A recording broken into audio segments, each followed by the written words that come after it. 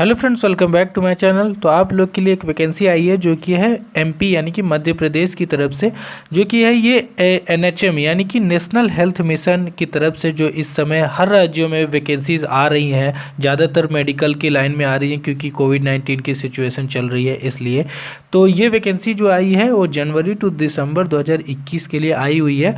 तो इस वैकेंसी से रिलेटेड सभी इन्फॉर्मेशन के बारे में आज हम लोग इस वीडियो में जानने वाले हैं, तो इसलिए वीडियो में लास्ट तक जरूर बने रहिएगा। तो चलिए शुरू करते हैं इसे। तो सबसे पहले अगर मैं आप लोग को बताऊं तो जैसे कि ये national health mission Madhya Pradesh की तरफ से ये वैकेंसी आई हुई है। तो इस वैकेंसी में अगर हम लोग बात कर लें कि टोटल वैकेंसी इसमें कितनी है, तो देखिए यहाँ जो ये वैकेंसी है, सबसे पहले तो मैं बता दूं कि आपको ये कॉन्ट्रैक्ट बेस पे, कॉन्ट्रैक्ट बेस का मतलब क्या है कि ये आपकी परमानेंट नहीं है, टेम्परेरी है, लेकिन अगर आपका काम उन्हें अच्छा लगता है तो आपको वो परमानेंट भी कर देंगे। तो देखिए यहाँ जो ये वैकेंसी आई हुई है, ये टोटल 3800 पोस्ट आई हुई है, यहाँ भी आपको दिया हुआ है। टोटल 3800 यहाँ वैकेंसीज़ हैं। यहाँ कैटेगरी वाइज भी वैकेंसीज दी हुई हैं, ये आप लोग यहाँ से भी देख सकते हैं इसे। पोस्ट जो आपकी यहाँ पर मिलेगी वो मिलेगी कम्युनिटी हेल्थ ऑफिसर, जिसे CHO भी बोलते हैं। तो ये आपकी यहाँ वैकेंसी है जो कि ईयर जो है इसका जनवरी टू दिसंबर 2021 के लिए है। तो ये आपकी वैकेंसी की टोटल यहाँ पोस्ट हो गई। और उसके बाद अगर हम ये बात करें कि इसका ऑनलाइन एप्लीकेशन कब से भरा जाएगा, तो ये 18 सितंबर से ये स्टार्ट हो चुका है इसका फॉर्म भराना, जो कि चलेगा आपका 8 अक्टूबर तक।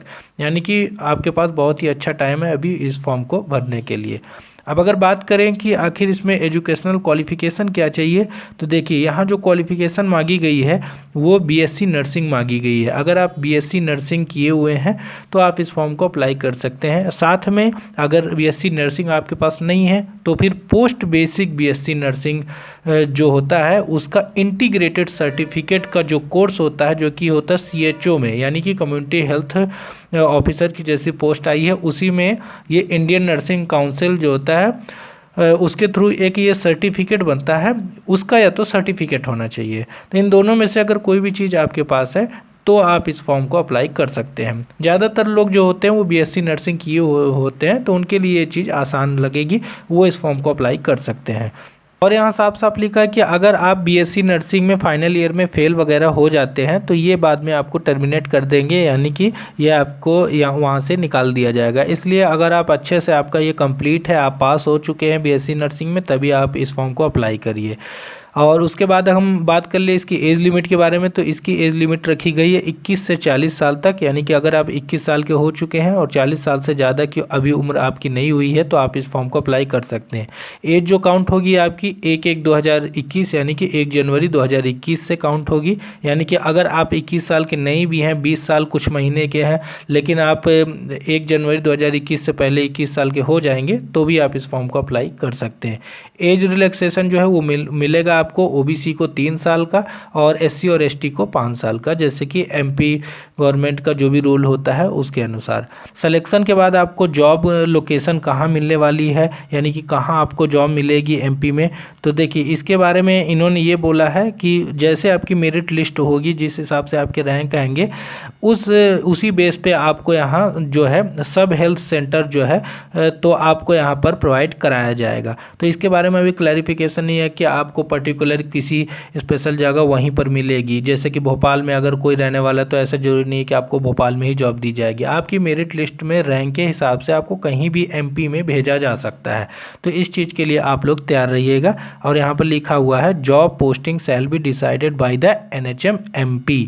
तो ये NHM MP ही यहाँ पर national health mission Madhya Pradesh की तरफ से ही ये डिसाइड किया जाएगा कि आपको यहाँ कहाँ भेजना है मेरिट लिस्ट के द्वारा। तो दोस्तों अब मैं आप लोग को बता देता हूं कि आखिर इसका सिलेक्शन प्रोसेस कैसे रहने वाला है। तो देखिए इसमें आपका जो है वो ऑनलाइन रिटन एग्ज़ाम होगा, जो कि MCQ बेस्ड होने वाला है, जो कि आपकी एजेंसी SAMS एजेंसी लेगी, यानी कि strategic alliance management service agency का नाम है। ये आपका यहाँ एग्ज़ाम कंडक्ट कराएगी। और उसके बाद अगर हम लोग बात कर लें तो यहाँ आपके टोटल 100 क्वेश्चन आएंगे, वो भी MCQ बेस्ड ही रहेंगे। उसमें जो 4 ऑप्शन रहेंगे जिसमें से आपको आंसर करना होगा।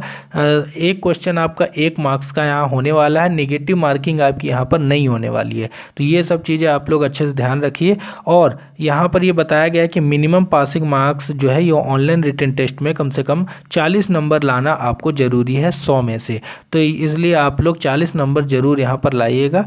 और उसके बाद अगर हम बात कर लें, यहाँ कुछ चीज़ें यहाँ दी हुई हैं कि according to the above criteria it required number of candidate falls short then the number of total post in the event of this mission director shall be the competent authority of reduce the minimum passing marks and necessary in case of tie. मान लीजिए कि अगर minimum passing marks तो है ही, अगर उसमें tie हो जाता है तब ये क्या करेंगे, तो उसमें इन्होंने बताया preference shall be given as per the details mentioned below in descending order. तो देखिए उसके लिए ये क्या करेंगे, अगर टाई केस हो जाता है किन्हीं 2 कैंडिडेट का, तो फिर वो जो बड़ा होगा यानी कि एज में जो बड़ा होगा कैंडिडेट उसको प्रेफरेंस मिलेगा। और साथ में क्या नाम है कि उसका जो डेट ऑफ बर्थ है वो तो जैसे जो बड़ा होगा उसको तो दिया ही जाएगा, साथ में 12वीं में यानी कि 12th में जिसके मार्क्स ज़्यादा आए होंगे या परसेंटेज ज़्यादा आए होंगे उसको यहाँ पर प्रेफरेंस मिलेगा। ये इनके 2 ऐसे मतलब कि क्राइटेरिया हैं जिसके तहत वो जो है अगर टाई केस होता है किन्हीं 2 कैंडिडेट में या 3 कैंडिडेट में, तो फिर वो इस रूल मतलब कि इस रूल के तहत अपना सिलेक्शन करेंगे। तो इसलिए आप लोग इन चीज़ों का भी अवश्य ध्यान रखिएगा अच्छे से और ज़्यादा से ज़्यादा नंबर लाने की कोशिश करिएगा। सिलेबस क्या होगा उसके बारे में तो इन्होंने नहीं बताया, लेकिन आप इनके ऑफिशियल वेबसाइट पर जाइएगा तो वहाँ से आपको सिलेबस के बारे में भी इसका बाद में पता चल जाए, क्योंकि बीएससी नर्सिंग है तो उसी से रिलेटेड यहाँ चीज़ें आपकी पूछी जाएंगी, उसी से रिलेटेड यहाँ क्वेश्चंस आपके होने वाले हैं। अब मैं आप लोग को दिखा देता हूँ कि आखिर इसका एग्ज़ाम सेंटर कहाँ होने वाला है। तो देखिए इसका जो एग्ज़ाम सेंटर है वो कुछ ही जगह रखा गया है, जैसे कि यहाँ भोपाल में है, इंदौर में, ग्वालियर, जबलपुर, रीवा और उज्जैन, इन 6 जगहों पर इसका एग्ज़ाम सेंटर बनाया गया है। तो आप लोग का इन्हीं में से किसी जगह आप इसे एग्ज़ाम सेंटर अपना चुन सकते हैं। लेकिन इसमें ये भी चीज़ बताई गई कि आप एक बार जब किसी एग्ज़ाम सेंटर को चुन लेंगे उसके बाद ये एग्ज़ाम सेंटर को चेंज नहीं करेंगे, इसलिए आप थोड़ा सा सोच समझ कर ही एग्ज़ाम सेंटर चुनिएगा जहाँ आप जा सकते हैं, जो आपके जहाँ भी आपका घर हो वहाँ से जो पास पड़े इन 6 सेंटर में से।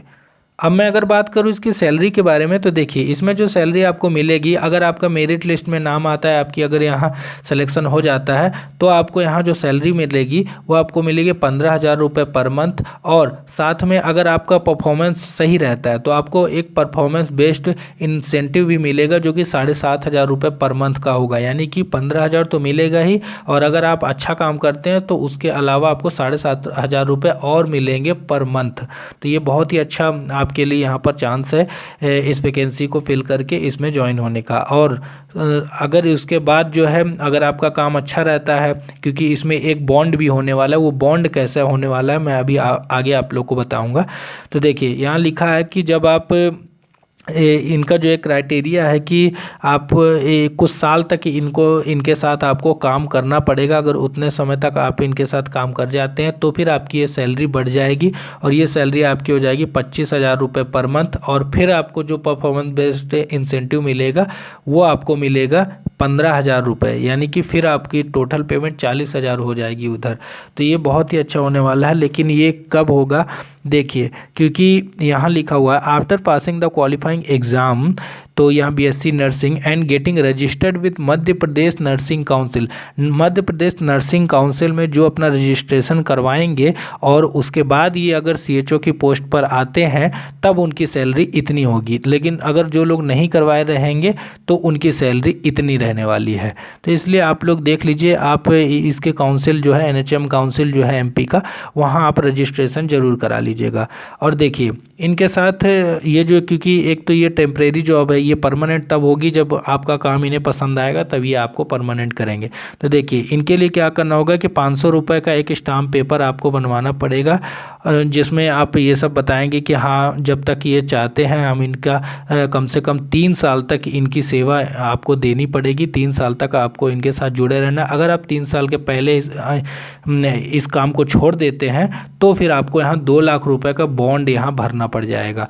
तो ये आप लोग ध्यान रखिएगा कि अगर आप 3 साल तक इनके साथ जुड़े रहना चाहते हैं तभी आप इस वैकेंसी के लिए अप्लाई करें। नहीं, अगर आपका कुछ और प्लान है कि हाँ नहीं हम 1 साल करेंगे उसके बाद हम छोड़ देंगे, तो फिर आपको यहाँ नुकसान हो सकता है, क्योंकि 2 लाख रुपए का आपको बॉन्ड भी पे करना पड़ेगा। तो इसलिए आप इस चीज़ का ध्यान रखिए और सोच समझ कर ही इस वैकेंसी में फिल करिएगा। डिस्क्वालिफिकेशन के लिए क्या क्या यहाँ है तो ये यहाँ दिया हुआ है, ये आप लोग पढ़ सकते हैं कि किन कारणों से आप यहाँ डिस्क्वालीफाई हो सकते हैं। तो इसका लिंक जो है मैं डिस्क्रिप्शन में दे दूँगा, वहाँ जाकर आप इसे पूरा नोटिफिकेशन को वहाँ से आप पढ़ सकते हैं। तो इस वैकेंसी से रिलेटेड जितनी जरूरी जानकारी थी वो सब मैंने आप लोग को बता दिया है यहाँ पर। तो अगर आप लोग को ये पसंद आया हो तो आप इसे लाइक कर दीजिए, चैनल पर नए हैं तो चैनल को सब्सक्राइब करके ऑल का बटन जरूर प्रेस कर लीजिए और ज़्यादा से ज़्यादा इस वीडियो को शेयर कीजिए जिन लोगों तक अगर ये वैकेंसी के लिए जो लोग इंटरेस्टेड हैं तो वो इस फॉर्म को अप्लाई कर सकते हैं। तो इसके अप्लाई ऑनलाइन का लिंक भी मैं आप लोग को डिस्क्रिप्शन में दे दूँगा, नोटिफिकेशन का लिंक भी मैं आपको डिस्क्रिप्शन में दे दूँगा। तो चलिए मिलते हैं किसी नेक्स्ट वैकेंसी की अपडेट लेकर किसी नेक्स्ट वीडियो में। तब तक के लिए thank you so much, have a good day.